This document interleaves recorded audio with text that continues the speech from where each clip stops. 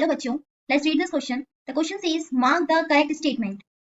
हमें इनमें से बताना है कि इन स्टेटमेंट्स में से करेक्ट कौन सा है। सो फर्स्ट है tight junctions perform cementing to keep neighbouring cells together.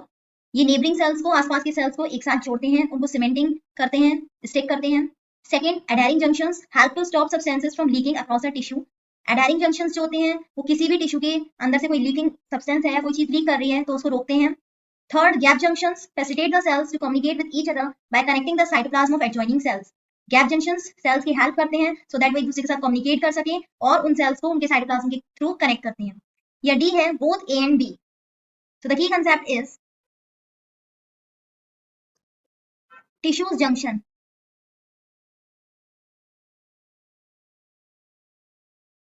Junction means होता है जोड़ने वाला, और टिश्यूज क्या होते हैं? They are the group of cells that perform the same function.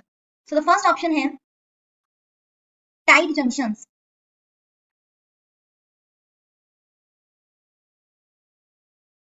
तो टाइट जंक्शंस क्या होते हैं? मेनली एपिथेलियल टिश्यूज में होते हैं। ये कहां पर होंगे? एपिथेलियल टिश्यूज में होंगे, जैसे इंटेस्टाइन है, ब्लड ब्रेन बैरियर है, वहां पर ये प्रेजेंट होते हैं। और इनका काम क्या होता है? They help to prevent substances from leaking between the sales.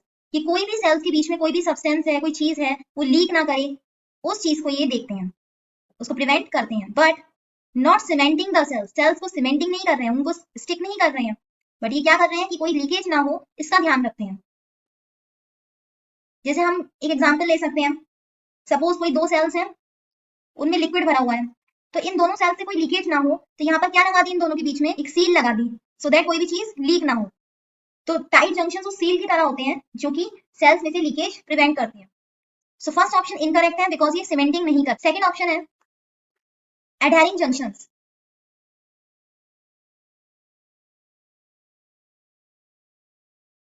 So what is the function of adhering junctions? इनको डेस्मोसोम्स भी कहते हैं। और इनका काम क्या होता है? What is their function? To hold the cells together. ये सेल्स को एक साथ होल्ड करके रखते हैं, जैसे ग्लू होती है उसी की तरह ये एक्ट करते हैं। जैसे हम समझ सकते हैं कि कोई सेल्स हैं, उनमें हमने बीच में स्ट्रॉन्ग ग्लू लगा दी जिसकी वजह से वो एक ही जगह पर स्टिक हो गए। सो ये काम किसका होता है? एडहेरिंग जंक्शंस का होता है। बेसिकली कहाँ पाए जाते हैं? ये भी एपिथेलियल टिश्यूज में ही होते हैं, और उन एरियाज में पाए जाते हैं जहाँ पे सेल्स को जरूरत होती है एक दूसरे से एडहेयर करने की, एक दूसरे से कनेक्शन बनाने की। तो ये सेल्स को एक साथ रखते हैं और उनको क्या देते हैं? टिश्यूज को स्ट्रेंथ प्रोवाइड करते हैं। बट लीकेज में ये कोई हेल्प नहीं करते कि कोई सब्सटेंस लीक हो रहा है उसको ये नहीं स्टॉप करते हैं, ये सिर्फ सेल्स को कनेक्ट करते हैं। तो सेकंड स्टेटमेंट भी इनकरेक्ट है। थर्ड है गैप जंक्शंस। ये गैप जंक्शंस कहाँ पाए जाते हैं? ये होते हैं कार्डियक मसल्स में, जो दिल के आसपास की मसल्स होती हैं, स्मूथ मसल्स में, and certain type of epithelial tissues में भी ये पाए जाते हैं।